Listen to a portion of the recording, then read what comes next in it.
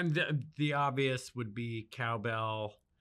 Of the recent ones, that Nate Bargatze one where they're talking the weights and measures thing made me laugh so much. I mean, geez, Unfrozen Caveman Lawyer was always one of my favorites.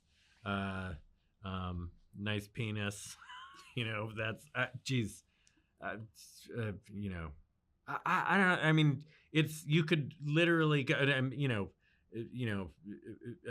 Van Down, the Matt Foley sketch, Chippendales are just so and this, the Sandler element to this. He was a producer, so to think about all the things for him. I hadn't seen the Hanukkah song in a long time. I obviously I'd seen it, but like I watched it, just happened to be on the other day, and I hadn't seen it in so long that it was like watching it freshly again, and it's so good.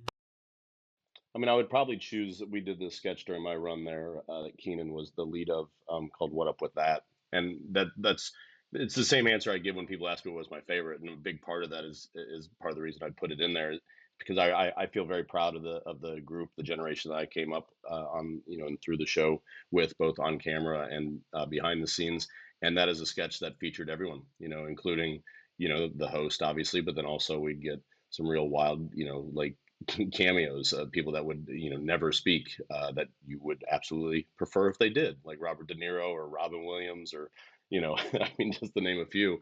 And yeah, I think that thing is a great testament to where at least comedy was 10 years ago when I was on that show. 10 years ago, good lord. Over 10, 12. I left in 20. Oh, yeah.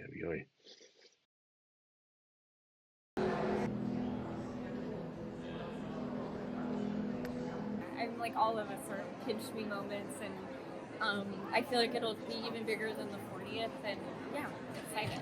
Oh, I mean, all of them, really. Yeah. I mean, hopefully that maybe there's like a California thing. Everything's amazing.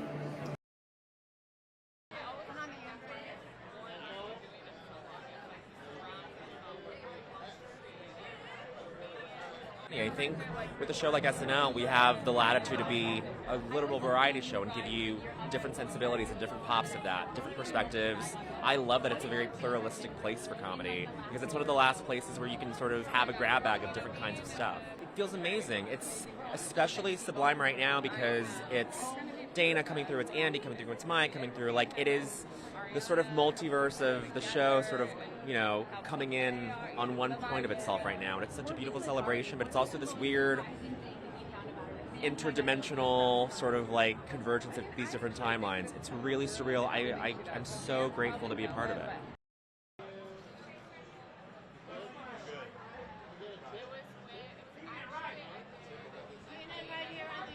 I mean, we work with brilliant people, and I think we all have a pretty solid sensibility, where we kind of know where the offense line is.